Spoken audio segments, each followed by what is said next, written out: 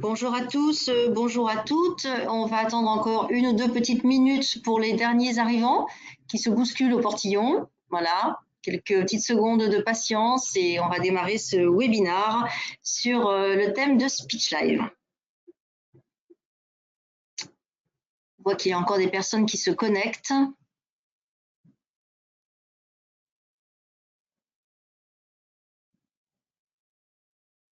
Voilà, bon, on va démarrer gentiment et puis je pense que les derniers arrivants vont nous rattraper rapidement. Alors, bonjour à toutes, bonjour à tous. Je suis Marie-Pierre Damarin, chargée d'affaires au sein de la société DICMA, qui organise ce webinaire intitulé « La dictée numérique à l'ère du télétravail, c'est SpeechLive ». Je suis ravie de vous accueillir et nous vous remercions de vous être inscrits si nombreux dans cette session consacrée à l'outil de dictée numérique 100% cloud, SpeechLive, édité par Philips Speech Processing. Alors, ce webinaire va durer 20 minutes. Il a pour objectif de vous faire découvrir SpeechLive et de voir comment SpeechLive vous permet de produire vos documents, que ce soit à la maison ou au bureau, beaucoup plus facilement qu'avec un logiciel de dictée classique. Pour ce faire, je suis accompagnée pour cette session de Lionel Suza, responsable commercial chez Philips Speech Processing, donc la personne la mieux placée pour vous présenter la solution et répondre à toutes vos questions. Bonjour Lionel. Bonjour Marie-Pierre, bonjour à tous. Alors Lionel vous fera même une démonstration en live de la simplicité d'utilisation de SpeechLive en fin de session. Pour une bonne organisation, vous remarquez que vos micros sont coupés, mais vous pouvez poser à tout moment toutes vos questions dans la zone de discussion de votre interface. Je les collecterai au fur et à mesure, tout au long de la session, et Lionel y répondra en fin de session. Pour faire réapparaître le menu qui s'est peut-être caché pour poser vos questions ou pour le replier, il faut cliquer sur la petite flèche tout en haut qui reste toujours visible. Bon, ça c'était pour les détails pratiques. Alors, dans le contexte actuel, le télétravail est devenu la norme pour beaucoup. Alors, contrairement au premier confinement où nous étions tous en télétravail à 100% du temps, beaucoup d'entre nous maintenant sont en mode hybride, c'est-à-dire travailler une partie au bureau et une partie du temps à la maison. Alors, nous sommes bien partis pour continuer sur cette dynamique encore quelques temps. C'est un petit peu l'impression générale. Donc, nous avons des questions qui sont très très souvent posées, des questions qui vous permettront d'ailleurs de mieux appréhender la démonstration, et je vais vous les citer ci-dessous. Donc, d'abord, comment facilement travailler du bureau et de la maison? Alors pour moi, j'ai une réponse, ça serait SpeechLive, mais on va en parler. Alors, on me demande aussi souvent comment utiliser mon logiciel de transcription à la maison. Bon, c'est très simple, il y a deux possibilités, soit on fonctionne en mode traditionnel et du coup, soit on transporte son ordinateur à la maison et c'est pas toujours très pratique, soit on installe le logiciel à la maison mais c'est pas toujours faisable. Non, là aussi, la réponse pour moi, c'est SpeechLive avec le gros avantage de travailler sur une solution qui est complètement indépendante de l'ordinateur. Et est-ce que je peux dicter sur mon smartphone quand je ne suis pas au bureau? Oui, tout à fait. Bon, c'est un appareil mobile, donc il permet de dicter de n'importe où, mais là aussi, c'est le gros avantage. Je suis au bureau, j'utilise mon smartphone, je sors du bureau, j'utilise mon smartphone, j'arrive à la maison, j'utilise mon smartphone, et mon environnement de travail pour l'enregistrement, il est le même. Est-ce que je peux utiliser mon logiciel sur plusieurs PC? Oui, alors j'aurais même tendance à dire, peu importe le PC, que ce soit un PC ou un Mac, l'ordinateur ne fait que permettre d'ouvrir un navigateur web qui sera à la fenêtre de connexion à SpeechLive. Et est-ce que je peux envoyer mes dictées par mail? Oui, c'est une possibilité. Après, il n'y a pas forcément d'intérêt à envoyer par mail. Le dépôt sur le cloud SpeechLive est, à mon sens, beaucoup plus intéressant en termes de sécurité, en termes de cryptage et en termes d'informations sécurisées, qu'on n'a pas forcément avec du mail, mais oui, c'est une possibilité qui est offerte. Et comment envoyer mes dictées à mon secrétariat si je ne suis pas connecté à mon réseau d'entreprise? Bah là, encore une fois, quand on travaille au bureau, le réseau d'entreprise est important, mais quand on travaille en télétravail, on n'est pas forcément connecté au réseau du bureau. Non, une connexion Internet suffit pour travailler avec SpeechLive, comme avec toute offre cloud. Je me connecte via mon portail SpeechLive de n'importe où, donc bon, peu importe que je sois au bureau avec mon réseau ou que je sois de chez moi avec une connexion Internet.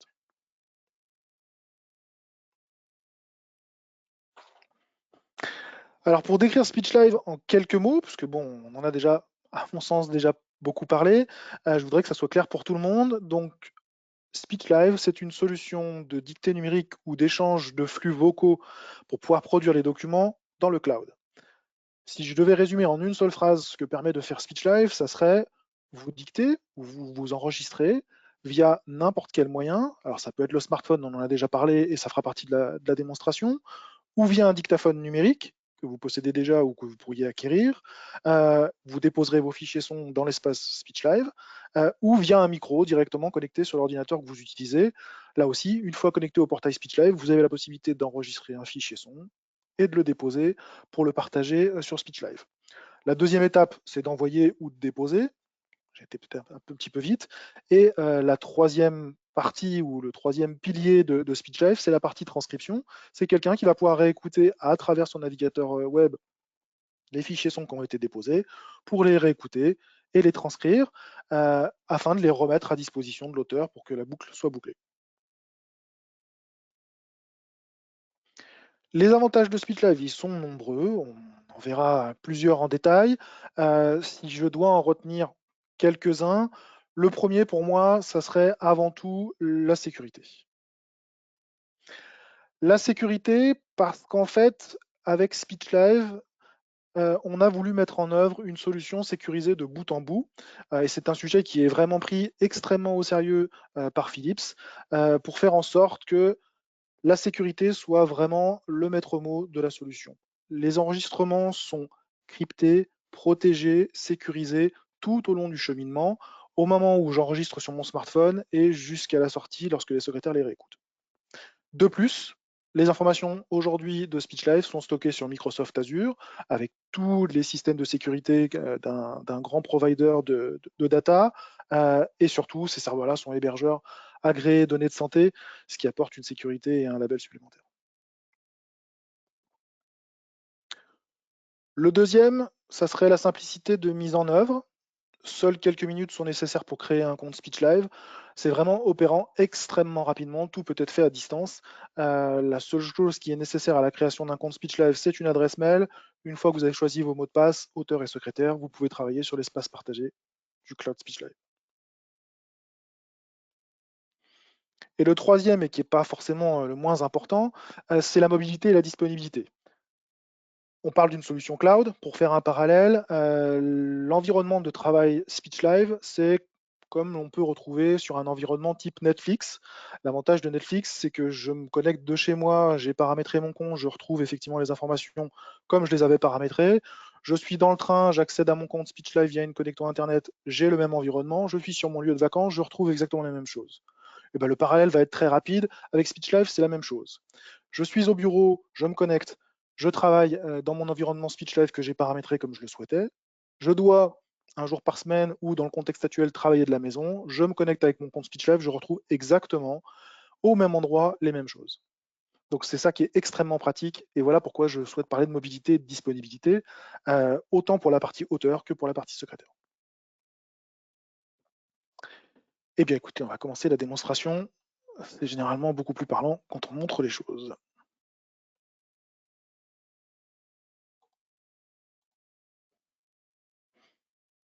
Alors, comme vous le voyez à l'écran, voici l'environnement SpeechLive. Donc, je suis connecté à mon environnement SpeechLive via mon navigateur web.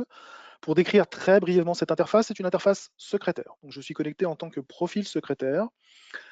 Pour l'instant, aucune dictée n'est arrivée, mais sur la partie gauche, vous avez la partie répertoire qui me permet de faire un certain nombre de filtres ou de visualiser uniquement des informations que je souhaite. On va commencer par le haut. Le point d'entrée, je vois toutes les informations et voici les auteurs avec lesquels je suis connecté. Donc, je peux voir uniquement les dictées de ce premier auteur, de ce deuxième ou de ce troisième, ou je peux voir tous les enregistrements en cliquant en haut.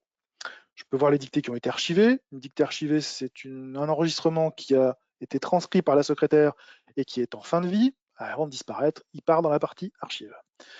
Les filtres vont me permettre de voir justement les différents statuts qui sont pris en charge dans SpeechLive, c'est-à-dire une dictée qui vient d'être déposée, donc en attente, une dictée qui a été commencée à transcrire et qui n'est pas terminée, donc elle est en suspens, ou une dictée qui est terminée, qui a été transcrite et qui va bientôt passer en archive.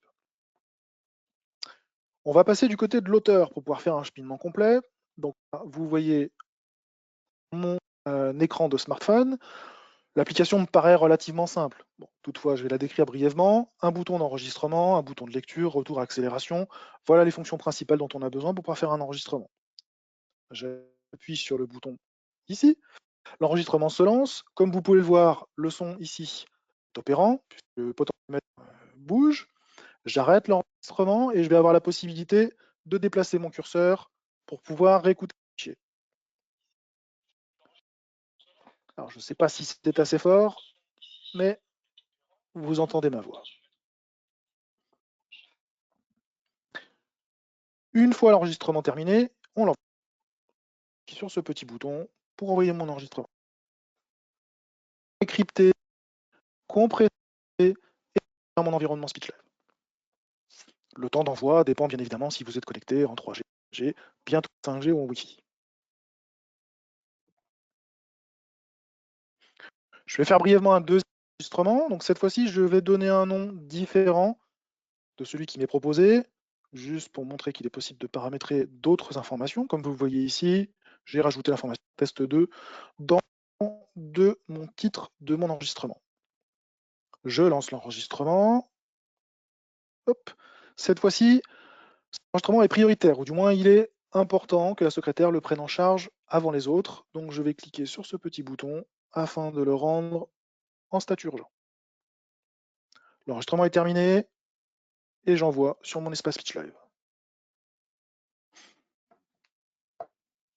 Pareil, crypté, compressé, envoyé. Du côté de la secrétaire, les deux enregistrements sont arrivés. Donc voilà mes deux enregistrements. Mon enregistrement prioritaire est visualisé de cette manière-là. Je peux le sélectionner et le charger dans mon player. Et là, je lance le son pour pouvoir le réécouter. Ici, je prends mon navigateur, mon traitement de texte, et on va rentrer là du jour. Et on va saisir texte. Hop, et j'enregistre et je ferme. J'ai donc terminé ma transcription, je ferme mon document, je vais choisir la pièce jointe que je veux ajouter, c'est-à-dire le document que je viens de transcrire.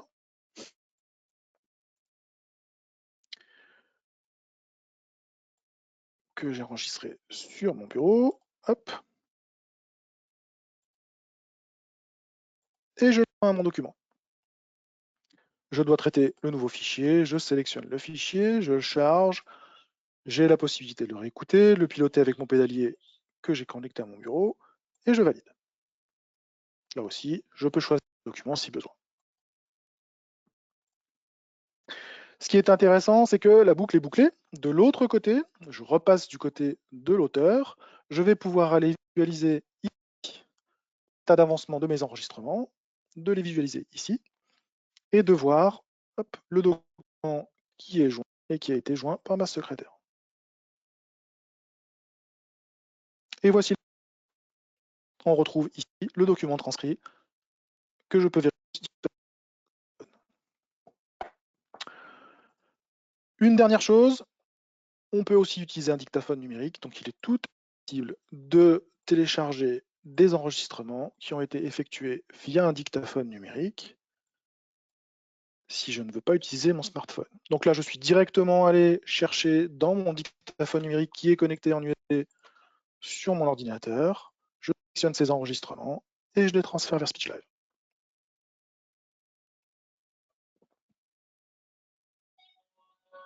Et vous voyez à l'écran les 3 nouveaux enregistrements qui sont maintenant disponibles.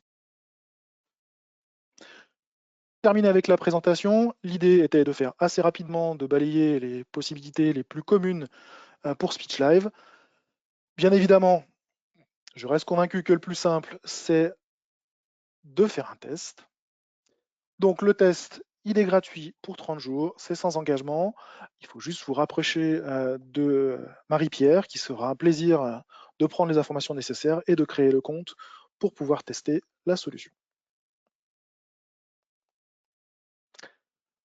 Avant de passer aux questions, le prix, qui est quand même quelque chose de très important.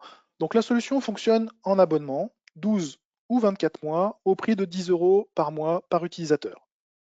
Quand je dis par utilisateur, c'est auteur et secrétaire. Le paiement se fait à l'avance, dès la souscription, et vous avez effectivement la possibilité, en passant sur une offre avec un engagement un peu plus long, d'avoir un prix un peu plus intéressant. Voilà pour la partie qui m'incombait. Marie-Pierre, avons-nous des questions? Oui, absolument. On en a même plusieurs. Alors, tout d'abord, sachez que si vous n'avez pas eu le temps de flasher le QR code et le replay vous seront envoyés demain. Il n'y a aucun problème, vous recevrez tout ça. Merci Lionel pour cette démonstration. Donc, vous avez tous bien compris que SpeechLive est parfait pour le travail en mobilité. Vous dictez depuis votre téléphone portable et la secrétaire récupère les dictées depuis n'importe quel ordinateur avec un login et un mot de passe. Son pédalier Philips. Voilà, c'est donc parfait pour le télétravail. Il ne faut qu'une connexion Internet. Alors, on a regroupé les questions par thème pour faire au plus simple. J'ai quelqu'un qui est un petit peu surpris en demandant s'il n'y a pas donc du coup d'installation sur un PC. Alors non, elle n'est pas nécessaire. L'avantage des solutions cloud, c'est qu'une connexion Internet suffit, rien n'est nécessaire d'être installé sur l'ordinateur. Très bien. On me demande également si le coût de l'abonnement est le même, quel que soit le nombre de fichiers qui est traité. Oui, alors, enfin, il y a une capacité qui est quand même énorme à disposition pour déposer des enregistrements. Donc tout dépend quel type de volume on est en train de parler, mais on parle de plusieurs dizaines de milliers d'heures qui sont stockables sur le profil SpeechLive. Bon, on peut en discuter en aparté si réellement on est sur un volume qui est très très très important, mais a priori, pour l'instant, jusqu'à maintenant, nous n'avons pas eu de blocage ou atteint de limite avec les abonnements. Est-ce que la solution est compatible avec Mac? Oui, comme on l'a déjà évoqué, enfin, j'aurais tendance à dire avec Mac ou avec n'importe quel système d'exploitation, puisqu'en fait, on n'est pas attaché au système d'exploitation. Une connexion Internet et un navigateur web sont suffisants ou nécessaires, donc peu importe sur quoi on utilise. Et est-ce qu'il est possible d'utiliser SpeechLive avec la reconnaissance vocale? Oui, bien sûr. Donc deux possibilités, soit on possède déjà un moteur de reconnaissance vocale installé sur l'ordinateur. Donc là, on fonctionne en mode différé. Les enregistrements sont exploitables, téléchargeables, récupérables pour pouvoir être transmis à la reconnaissance vocale déjà installée. Ou sinon, il existe en option dans la solution SpeechLive un routage qui peut être fait directement vers un moteur de reconnaissance vocale aussi. J'ai également une question qui est souvent posée dans les métiers de l'expertise pour les personnes qui sont sur les terrains, les huissiers de justice, pour les constats par exemple. Est-ce que je peux utiliser SpeechLive pour envoyer des photos avec mes dictées? Oui, tout à fait. C'est quelque chose qui nous a été souvent demandé, donc c'est quelque chose qui est totalement opérant dans la solution. Euh, Deux possibilités. La première, c'est j'ai pris mes photos via mon appareil photo numérique en haute qualité. Je veux joindre de retour au bureau ces informations-là avec ma dictée. Je me connecte via mon profil SpeechLive, comme vous l'avez vu tout à l'heure, et je peux télécharger les photos et les attacher à un enregistrement. Ça, c'est la première possibilité. La deuxième, c'est d'utiliser le smartphone. Par contre, il y a une restriction. Aujourd'hui, c'est uniquement possible avec iOS et donc les smartphones Apple, et très bientôt pour Android. Je pourrais, avec Android aussi, lorsque je fais un enregistrement, prendre une photo et l'adjoindre directement avec l'application. Très bien. Est-ce qu'il faut un équipement particulier pour la secrétaire?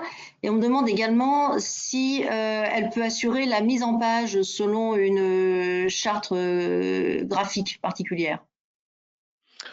Alors, pour le pédalier, oui, c'est fortement recommandé. Après, encore une fois, rien n'est obligé, mais enfin, la plupart des secrétaires aujourd'hui utilisent un pédalier. Donc oui, je recommande l'utilisation d'un pédalier USB pour pouvoir travailler sur SpeechLive et piloter le fichier son pour que ce soit beaucoup plus confortable. Un pédalier de dernière génération si possible. Là aussi, si vous avez des questions, on pourra les traiter en aparté après la diffusion du webinar pour répondre à des questions spécifiques sur des versions spécifiques. Pour la partie mise en page, alors je ne suis pas sûr de bien saisir la question, mais comme vous avez vu tout à l'heure, enfin, on peut ouvrir un document quel qu'il soit, on ne fait juste qu'écouter du son et saisir du texte. Après, le texte, vous le mettez là où vous voulez. Très bien. Et on me demande également si c'est possible d'utiliser le dictaphone habituellement utilisé pour la dictée numérique. Oui, bien sûr. Alors, comme je vous l'ai montré aussi tout à l'heure, on a la possibilité d'aller chercher des enregistrements et de les déposer, quel que soit le type d'enregistrement numérique que vous pouvez utiliser. La seule contrainte ou les seules contraintes, c'est d'utiliser un fichier son qui sera compatible avec SpeechLive. Et en l'occurrence, ça doit être soit du MP3, que tout le monde connaît, du WAV, qui est un fichier extrêmement répandu et qui est quelque chose de commun, ou du DS2, qu'on retrouve sur les enregistreurs numériques, notamment Philips, mais d'autres marques professionnelles. Puis enfin, une dernière petite question pour ne pas dépasser le temps imparti que nous étions fixés. Quelle est la capacité de stockage, me demande-t-on? La capacité de stockage, je l'ai dit tout à l'heure, hein, c'est plusieurs dizaines de milliers d'heures. Donc là aussi, on peut faire un petit calcul rapide pour voir en fonction du volume que vous voulez envoyer par jour ou par semaine, pour savoir combien de temps ou combien de jours on pourrait stocker. Une nouvelle fois, j'ai souvent cette question-là, hein. La vocation de SpeechLive, c'est d'apporter un fichier son jusqu'à un traitement vers la secrétaire. Une fois qu'un document tierce est conçu, c'est-à-dire le document texte, il y a peu d'intérêt à conserver les fichiers son. Donc l'idée, c'est de faire en sorte qu'une fois que la transcription a été effectuée, que le document a été validé, qu'il y ait une purge automatique. Elle se paramètre notamment dans SpeechLive de manière simple et efficace, mais l'idée, c'est qu'il y ait un turnover assez régulier des fichiers son pour ne pas stocker trop longtemps et garder un trop gros volume de fichiers son sur l'espace. Comme je l'ai dit, ce n'est pour l'instant jamais arrivé. Pourtant, on a des comptes de plusieurs dizaines d'utilisateurs et on n'a jamais été bloqué. Mais là, encore Et une même fois, s'il y a si on des doit images. discuter, on est parti. Même s'il y a des images. Même s'il y a des images, tout à fait. Bon, là Très bien. aussi, il faut voir le volume, hein. C'est sûr que si on envoie 300 images par jour en très haute qualité, peut-être que la durée de stockage risque d'être, on va dire, plus restreinte. Mais pour l'instant, on n'a pas eu de limite. Très bien. Bon, bah, écoutez, ce webinaire est désormais terminé. Merci beaucoup, Lionel. Nous vous remercions tous d'avoir suivi jusqu'au bout. On est juste dans les temps, on a à peine dépassé. J'espère que le webinaire vous a plu. Et puis, je vous dis à très bientôt pour un nouveau webinaire organisé par DICMA. Très bon après-midi à tous. Au revoir. Au revoir.